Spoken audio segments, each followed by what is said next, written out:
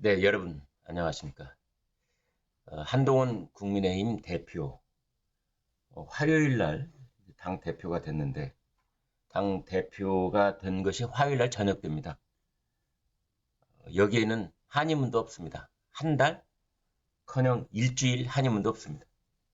수요일부터 야당에서는 대뜸 한동훈 특검법을 들고 나왔습니다. 한동훈, 과거에 있었던 일인데요. 뭐 고발 사주 의혹, 뭐 딸이 뭐 논문을 대필했다는 의혹, 뭐 이런 것들을 묶어서 한동훈을 특검하자. 이제 이런 겁니다. 한동훈은 이제 탄핵 대상은 아니고요. 그 탄핵 대상은 이제 우리 법에 다 명시가 있는데 그 대상은 아니기 때문에 특검을 하자. 그래서 한동훈 특검법 이제 이것을 법사위에 올렸습니다. 그런가 하면은 이제 한동훈 대표 어제 동아일보하고 길게 통화를 했는데요. 여러 가지 이야기를 했습니다. 당심은 변화를 요구했다. 무서운 선택이다. 국민의힘 당심, 변화를 선택한 것이다. 이걸 무서운 것으로 받아들여야 한다. 이런 뜻이죠. 그리고 변화를 요구한 당심, 이것을 실천해 나갈 텐데 윤석열 대통령과 의견이 맞지 않을 때는 토론을 할 것이다. 이렇게 이야기를 했습니다. 그러니까 윤한 관계 갈등을 봉합하고 새롭게 출범하기 위해서는 어느 한쪽이 다른 쪽의 의견을 수용해야 합니다. 계속 부딪힐 수는 없는 거죠. 누군가가 대승적 견지에서 상대편의 입장을 받아들여야만 봉합이 되는 겁니다. 그래야 일치 단결이 되는 거죠. 지금 상황에서는 대통령이 한동훈 대표의 제안, 의견 이것을 상당 부분 받아들이는 것이 국민의힘이 쇄신으로 갈 수 있는 국민의 사랑을 받을 수 있는 그 길이라는 것은 거의 모든 사람 의견이 일치되어 있습니다. 그러나 윤석열 대통령 입장에서 보면 그게 그렇게 쉬운 일만은 아닙니다. 왜냐하면 한동훈 대표가 제안하고 있는 제3자 추천 특검법이라든지 또 이러저러한 제안들은 사실은 매우 위험합니다. 그 길 잘못 들었다가 한번 특검의 경랑에 휘말리게 되면은 그때는 걷잡을 수 없게 되는 겁니다. 그 끝이 대통령 탄핵이 아니라고 누가 장담할 수 있겠습니까? 그래서 민심과 당심을 따르는 길, 말은 좋죠. 네, 명분도 매우 그럴듯하고요. 그러나 그 길은 절대 녹록지 않고 잘못 따라갔다가는 패망의 길이 될 수도 있다. 뭐 이런 분석도 있습니다. 아무튼 한동훈 대표 더불어민주당보다 먼저 변할 것이다. 소수당은 그 전략밖에는 없는 것이다. 이런 말도 했습니다. 아무튼 이런 말, 당심이 변화를 요구했다, 무섭다, 이런 말은 한동훈 대표가 당심과 민심을 등에 업고 당정 관계에서 윤석열 대통령과의 관계에서 주도권을 행사하겠다. 그 주도권을 행사할 수 있는 세판짜기를 하겠다라는 식으로 해석해 볼 수 있습니다. 한동훈 대표는 동아일보하고 통화해서 이런 말도 했습니다. 민심과 당심의 득표율이 같다는 것이 포인트다. 깊이 생각해야 될 지점이다. 이런 말을 했습니다. 당원 투표 62.69%, 국민 여론조사 63.46%. 똑같다고 할 수 있죠. 62, 63, 뭐 여기. 그래서 윤심에 반응하던 당원 투표에서 다소 고전할 것이다. 뭐 이런 일부 예상이 있었는데 보기 좋게 빗나가 버린 겁니다. 한동훈 대표 63% 이걸 또 강조를 하더군요. 63%라는 수치가 보여주는 메시지가 있다. 경쟁 후보들은 당심과 당심이 민심과는 달리 폐쇄적일 것이라고 보고 전략을 짰지만 실제로는 달랐다. 그러니까 원희룡, 나경원 이쪽은 그래 여론조사하면 한동훈이 굉장히 앞서 있는 걸로 나오지만 당심은 다를 거야.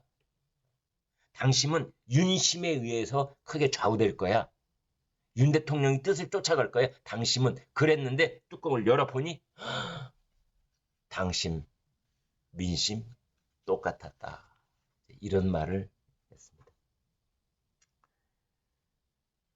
윤 대통령과 관계에 대해서도 이제 한동훈 대표의 목소리가 당당해지고 있습니다.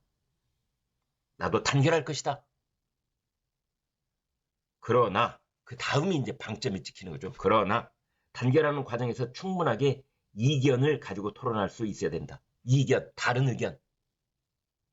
토론하겠다. 토론하겠다는 건 무슨 뜻이냐? 윤 대통령이 받아들이지 않을 경우에 윤 대통령을 설득하고 설명하고 그런 과정을 거치려 노력할 것이다.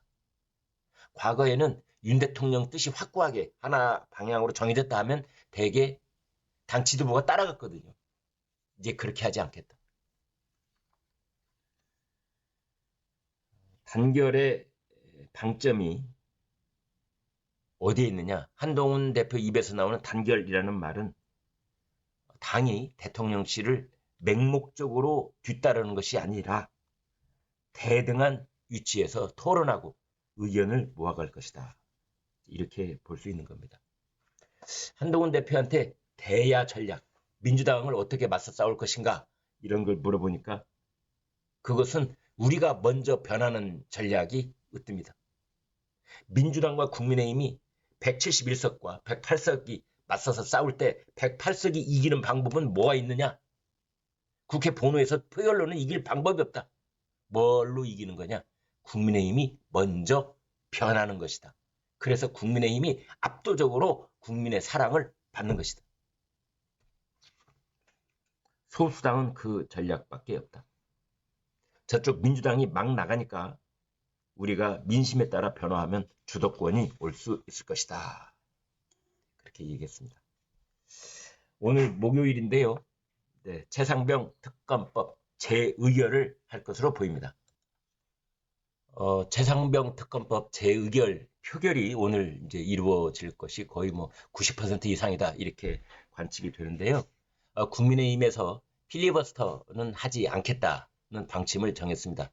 그래서 재의결 상정이 되면은 바로 투표를 할 텐데 여러분 잘 아시는 것처럼 국민의힘에서 이탈표 8표가 나올 수 있을 것이냐.